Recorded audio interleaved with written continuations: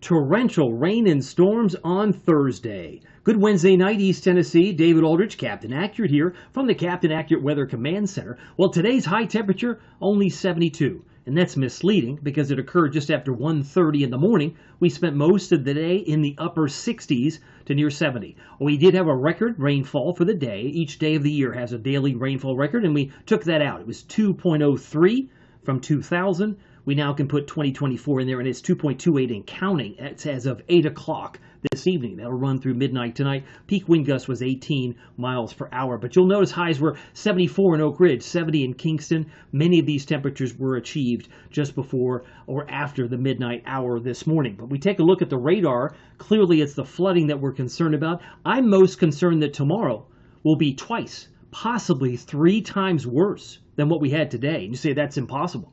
I had so much rain. I had rain coming out my ears today, Aldrich. You're telling me what? Yeah, we had 2.25, 2.28 officially at the airport. The Doppler estimates around Athens, maybe a ½ inch. Tellico Plains, about 1.5 inches. Some areas in red, closer to 3 or 4. Sevierville, maybe closer to 1 inch around the airport. But Morristown, about 2 inches. Greenville showing areas about 4 inches today. I mean, this is an astounding kind of rain because that's more than a month's worth. La Follette, closer to about 0.85. Maynardville, maybe about 1.7 inches of rain, but these are estimates. So the areas that got hit hard will continue to get hit hard on Thursday and Friday. So this was round 1. We still have tonight, we have tomorrow, tomorrow night, and Friday. So buckle your seatbelt. Flood watch has been extended. I saw that coming. I said it at 11 a.m. on Thursday. That's kind of early. We still haven't even dealt with Helene yet. But they did extend it, to be fair, to 2 p.m. Friday for flooding possible for rivers, creeks, and streams. The Weather Service also articulating gusts around 50 miles per hour for the valley. That's going to put stress on trees and power outages.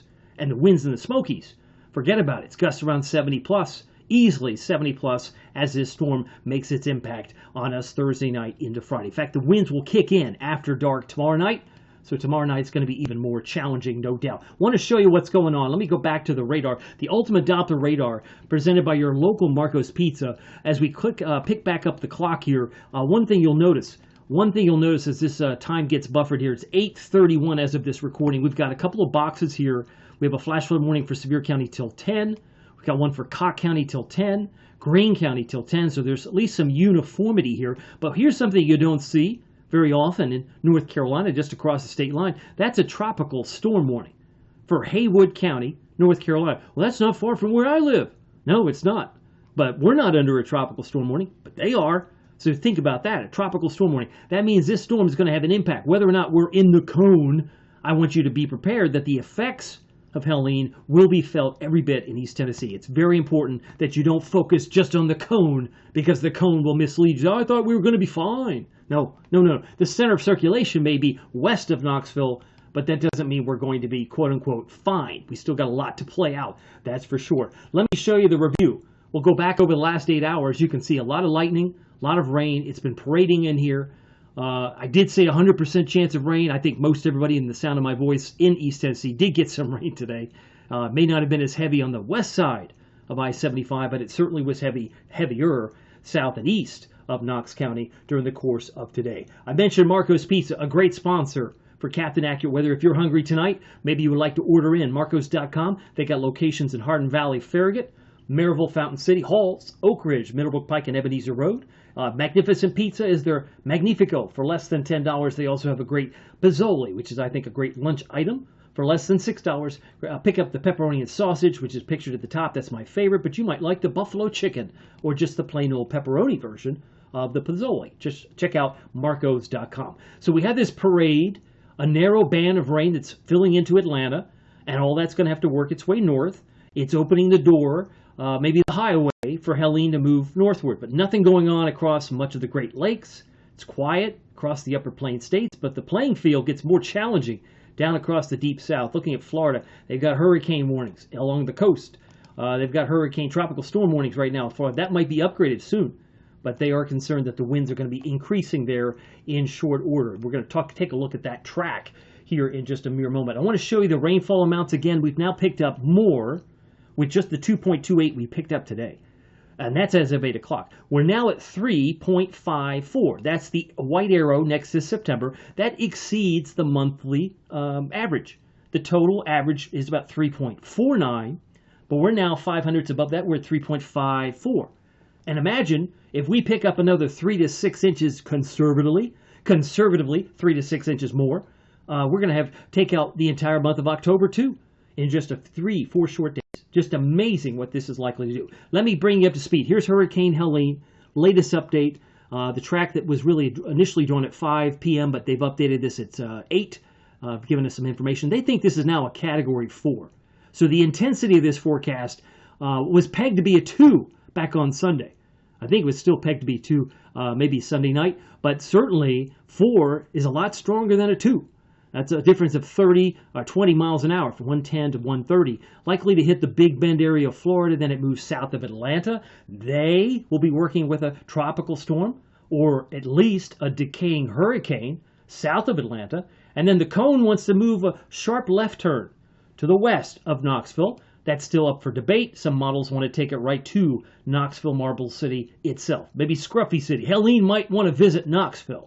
So keep your eyes on this cone because that could change tomorrow.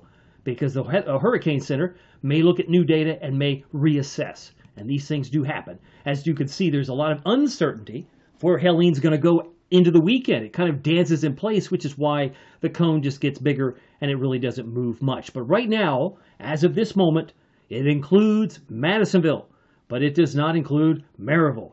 Well, that's a fine line. Yeah, I know it's a fine line. It includes Wartburg, but it doesn't include Follett. But you would be misguided if you're in Morristown, you're in Clingmansdale or Jellicoe, think, I'm fine. I'm not in the cone. There's nothing to see here. Yes, there is. I am here to tell you, yes, there is. So please take it seriously. Future winds, I want to show you this storm, how this model takes this center of circulation. You can clearly see the orange areas taking it toward Tallahassee. That's 8:15 on Thursday. It kind of moves further north, and so it goes, but it will likely still be pretty strong as it moves south of Atlanta. And this one wants to take it right to the west side of our viewing area. I'm looking at maybe around Harriman, Loudon. You can see all the convergence there. Looks like around Spring City. You mean this storm could move to Spring City? Yes, it could. That would be one possible solution. So if you think that you're in Tazewell and it's going to be sunny and 70, think again. It might only be 70, but it's not going to be sunny, and it's not going to be a good day, I can assure you. Now, why would the rains be crazy? I'm going to get into that here since I have some extra time this evening. Let me get into something that no one else would bother to show you. Are you ready? Now, take note of this. The cold rain versus tropical warm rain. On the right, you'll see a lot more drops, which is what we're going to get. But when there's ice involved, continental convection, you get this ice and water nuclei in the clouds, you're going to get less amount of rain. Under the warm rain situation, you'll get more drops and more rain output. Another way to look at this is the warm rain process. You get a greater rainfall rate with things that are tropical, which means that if you're going to borrow the expression from, who was it? Bill Murray. You remember Bill Murray from Caddyshack? He was like a golf caddy. I think we could do the front nine, back nine. It's okay, we can play through. You're going to look at the radar, and you can see it's just yellow. It doesn't look like it's that intense. But the fact of the matter, the drops are smaller. You're going to get intense rain. You're not going to show it showing up as purple or red on the reflectivity. You're going to get heavier rains, and it's not going to necessarily show up on the radar as heavy unless you're in it. Now, if you're under that rain cloud, you're going to say, man, this is a lot worse than I thought. I had no idea that was the kind of rain I was getting. And when you look at these models, they do not handle tropical weather very well. So at a minimum, this would suggest 3 to 6 inches potentially through 9:30 on Sunday. We got other models that are a lot worse. Let me show you this one. This one takes us to 5 o'clock tomorrow afternoon. Notice the heavier rains are in the areas that have been pounded today. And then you go to 11 o'clock tomorrow night. Now it's spreading up to 3 inches plus in Knoxville. Maybe we tack on an extra 2 inches just because it's tropical, right? That would, instead of be 3 to 6, you'd be 5 to 7, 5 to 8. Because I'm looking at Mount LeConte, 6.5. There could be a total of 5 to 8 inches east of I-75. Some areas in the foothills and Smokies may be closing in on a total of 5 to 8 inches by the time we hit this weekend, because we still have the remnants of this storm that has to pass by on Saturday and especially Sunday. Sunday, I have a 60% chance of rain coming in. Here's the bigger picture. I've mentioned that we are not, I repeat, not an island to ourselves, because Atlanta might have closer to a foot. I'm looking toward Asheville. Those white areas would suggest 10, 11, or 12 inches of rain. So it's going to be coming into play. And if you haven't had the note of flooding safety, please know it only takes 6 inches of rushing water to knock you off your feet. 12 inches can take a car or SUV and sweep it away. That's why I wanted to illustrate how important it will save a life. Maybe your life. Certainly a first responder doesn't need to be rescuing you. If you just turn around, don't drown. It's a very good idea to have, and make sure that you take it to heart, especially over the next couple of days. 7-day outlook from Hurricane Center has an 80% chance and a 40% chance. That red area could become Isaac. We could have another storm in the Atlantic, and if the following one that beyond it could be Joyce. But right now we have Helene currently on the map. We have already taken a look at that track. But Isaac, Joyce, and Kirk are the next names on the list. Watching Helene Thursday and Friday. Gusts 45 to 50. I have not wavered on that Thursday, Friday, really Thursday night into Friday, although winds tomorrow could easily pick up 5 to 15 plus, but you'll really notice it once it gets dark. Leftovers of Helene will remain into the upcoming weekend. I've had some questions about tornadoes. Could we get some tornadoes? Well, the best chance for that tomorrow is in orange. That would be Savannah, Statesboro, scattered severe storms around Myrtle Beach, Orlando, Tampa, but we're not expecting severe weather Thursday, just some torrential rain, that is a given. But general thunderstorms in the lightest green there. Now, they did expand us Friday. Maybe we get some spin-up tornadoes in dark green. It's on the table. Raleigh, Charlotte, Fayetteville, and oh yes, parts of East Tennessee. This was not there this morning. They will adjust the map accordingly, but from their lens, they have Newport, Morristown, Knoxville, and Tazewell, and Kingsport, all under the isolated severe storms on Friday. But let's talk about where we're going from here, because you can see this front that's stalled. And how do I know it's stalled? Because it goes from red to blue, red to blue. It means it's barely moving. If it's moving 5 miles or less, we'll say it's stalled. But that rain shows up pretty red in 7 o'clock tomorrow. And so this model wants to just pour it like a fire hose. It's like the fireman is pointing the hose at you and me in East Tennessee. It's not going to affect Memphis like it affects us. And then here comes a decaying hurricane. Rock me like a hurricane. This one takes it north of Atlanta, which is why I'm hearing schools are closing down there. Then this storm moves up toward us.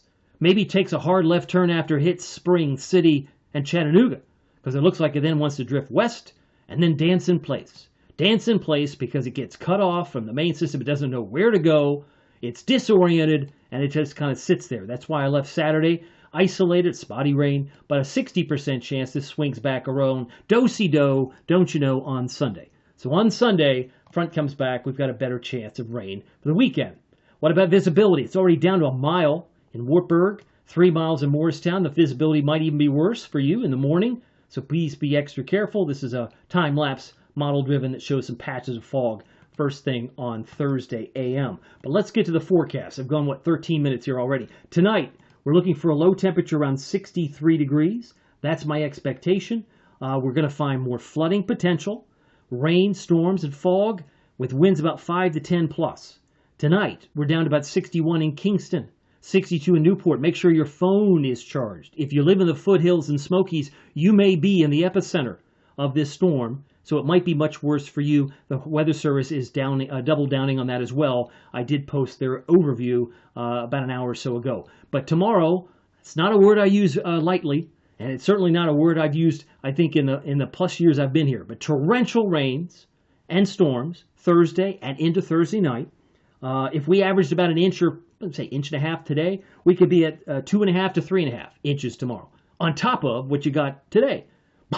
Mind-blowing, right? 70 for Knoxville for a high. If we were barely out of the upper 60s today, we're going to be pretty much on par with, again, tomorrow, 69 in Oak Ridge and 70 for our friends in Morristown. Here is your Captain Accurate weather forecast. But before I do, I want to mention the Captain Accurate weather app with Pete Michaels Traffic. It's free. If you're under a flash flood warning, you need to know about it immediately, because you may need to rise and seek higher ground immediately. So make sure you get the app. It is free. You'll get the alerts in real time. You don't need to be reading about it on social media after the fact. That was not going to help you at all. But here's your Captain Accurate Weather Authority forecast for the next 7 days. 76 on Friday. Sunshine will pop out once this storm moves toward the Commonwealth of Kentucky. I have an 80% chance of rain Friday.